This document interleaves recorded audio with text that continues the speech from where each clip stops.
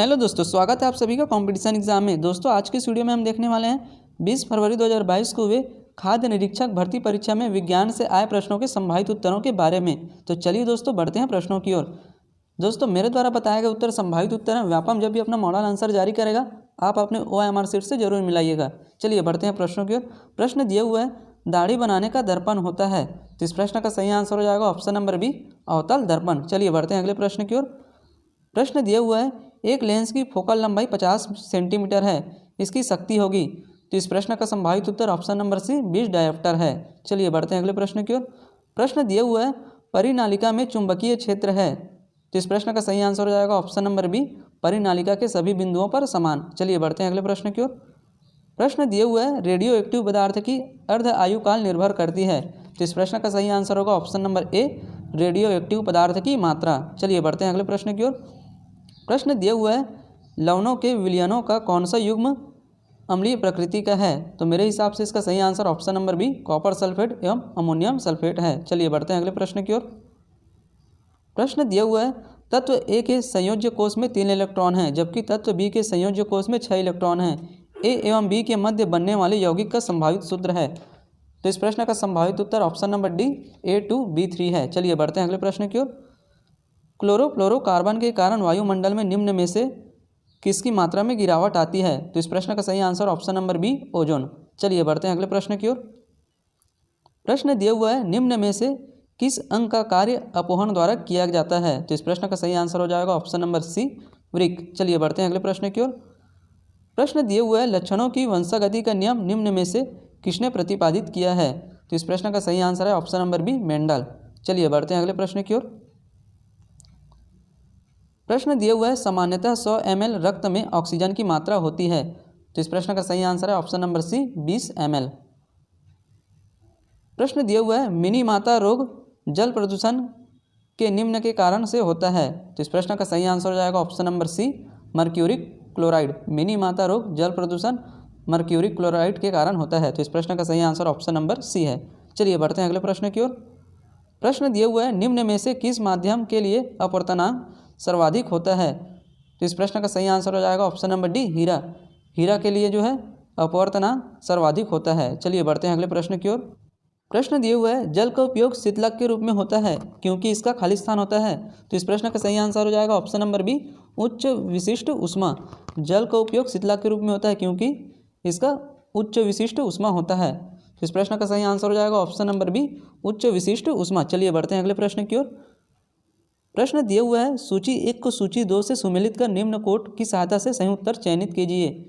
तो इस प्रश्न का सही आंसर हो जाएगा ऑप्शन नंबर ए। चलिए बढ़ते हैं अगले प्रश्न की ओर। प्रश्न दिया हुआ है, 4 ओम का एक प्रतिरोधक तार 100 जूल ऊष्मा मुक्त करता है। प्रतिरोधक तार के दोनों सिरों पर विभवांतर है। ये प्रश्न जो है कन्फ्यूज़न वाला है, तो इसको अभी हम स्किप करते हैं। चलिए बढ़ते हैं अगले प्रश्न की ओर।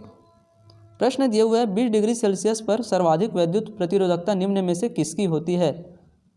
तो किसकी होती है। तो इस प्रश्न का सही आंसर हो जाएगा option number D, nichrome. Copper का जो है 1.68 होता है, एल्यूमिनियम का 2.65 होता है, टंगस्टन का 5.6 होता है और निक्रोम का जो है 100 होता है। तो इस प्रश्न का सही आंसर हो जाएगा ऑप्शन नंबर डी, निक्रोम। चलिए बढ़ते हैं अगले प्रश्न की ओर। प्रश्न दिए हुए है, इथेन में पाए जाने वाले सहसंयोजक आबंध होते हैं। तो इस प्रश्न का सही आंसर हो जाएगा ऑप्शन नंबर सी, 7। चलिए बढ़ते हैं अगले प्रश्न की ओर। प्रश्न दिया हुआ है, निम्न में से कौन सी धातु सर्वाधिक सापेक्ष अभिक्रियाशीलता प्रदर्शित करती है। तो इस प्रश्न का सही आंसर है ऑप्शन नंबर ए, पोटेशियम। चलिए बढ़ते हैं अगले प्रश्न की ओर। प्रश्न दिया हुआ है, प्रकाश संश्लेषण का ऊर्जा ग्रहण अभिक्रिया कहाँ होती है। तो कहाँ होती है। तो इस प्रश्न का सही आंसर है option number A, plasma membrane में। चलिए बढ़ते हैं अगले प्रश्न की ओर। प्रश्न दिया हुआ है, लैक्टेज की उपस्थिति में लैक्टोज का अणुओं में विखंडित होता है। तो ये बहुत ही सरल प्रश्न है। इस प्रश्न का सही आंसर हो जाएगा ऑप्शन नंबर ए, ग्लूकोज एवं गैलेक्टोज में। चलिए बढ़ते हैं अगले प्रश्न की ओर। प्रश्न दिया हुआ है, मानव के रक्त समूह का आविष्कार किया गया। तो कौन किया। तो इस प्रश्न का सही आंसर हो जाएगा option number D, Karl Landsteiner द्वारा। चलिए बढ़ते हैं अगले प्रश्न की ओर। प्रश्न दिया हुआ है, निम्न कथनों पर विचार कीजिए। भर्जन किया जाता है। कथन ये दिया हुआ है, कथन पहला दिया हुआ है सल्फाइड अयस्क को ऑक्साइड में परिवर्तित करने में, कथन दूसरा दिया हुआ है अयस्क को पिघलाने में, कथन तीसरा दिया हुआ है नमी जल का जल योजन एवं कार्बनिक पदार्थ के निष्कासन में, कथन चौथा है अयस्क का कार्बन द्वारा अवकरण में, कथन पांचवा है सल्फर एवं आर्सेनिक के वाष्पशील ऑक्साइड के रूप में निष्कासन में।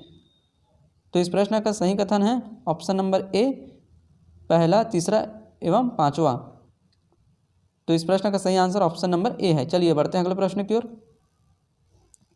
प्रश्न दिया हुआ है एस्पिरिन के एक टेबलेट की मात्रा 50 mg है, एस्पिरिन के 5 टेबलेट के एस्पिरिन के कितने मोलों की संख्या उपस्थित है। ये प्रश्न थोड़ा कन्फ्यूज़न वाला है, इसको हमें भी स्किप करते हैं। चलिए बढ़ते हैं अगले प्रश्न की ओर। प्रश्न दिया हुआ है, ये प्रश्न जो है समीकरण वाला है, तो इस प्रश्न का मैं सीधा सीधा आंसर बता देता हूँ। इस प्रश्न का सही आंसर होगा ऑप्शन नंबर सी। चलिए बढ़ते हैं अगले प्रश्न की ओर।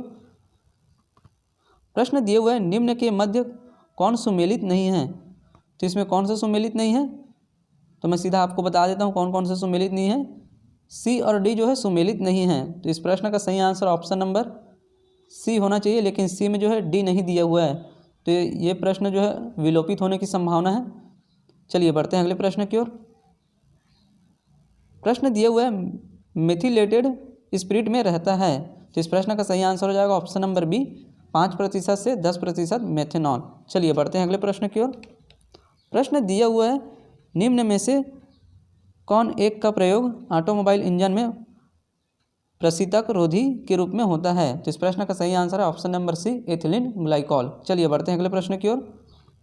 प्रश्न दिए हुए हैं निम्न में से कौन एक रासायनिक अभिक्रिया के होने का निर्धारण करता है। तो इस प्रश्न का सही आंसर है ऑप्शन नंबर डी, उपरोक्त सभी। रंग में परिवर्तन भी होता है, गैस का उत्सर्जन भी होता है और तापमान में परिवर्तन भी हो जाता है। तो इस प्रश्न का सही आंसर हो जाएगा ऑप्शन नंबर डी, उपरोक्त सभी। चलिए बढ़ते हैं अगले प्रश्न की ओर। ब्रायोफिल्म निम्न में से किसका उदाहरण है। तो इस प्रश्न का सही आंसर है ऑप्शन नंबर सी, कायिक प्रवर्धन। चलिए बढ़ते हैं अगले प्रश्न की ओर। प्रश्न दिया हुआ है घास के मैदान के पारितंत्र में निम्न में से कौन द्वितीयक उपभोक्ता है। तो इस प्रश्न का संभावित उत्तर ऑप्शन नंबर बी, मेढक। इस तरह दोस्तों विज्ञान के हमने जितने भी प्रश्न आए थे उन सभी के हमने संभावित उत्तरों को देख लिया है। दोस्तों मेरे द्वारा बताया गया उत्तर संभावित उत्तर है। व्यापम जब भी अपना मॉडल आंसर जारी करेगा आप अपने OMR शीट से जरूर मिलाइएगा। दोस्तों वीडियो अच्छा लगे तो वीडियो को लाइक करें और ज़्यादा से ज़्यादा लोगों में शेयर करें, और अभी तक आपने हमारे चैनल को सब्सक्राइब नहीं किया तो प्लीज़ चैनल को सब्सक्राइब जरूर करें।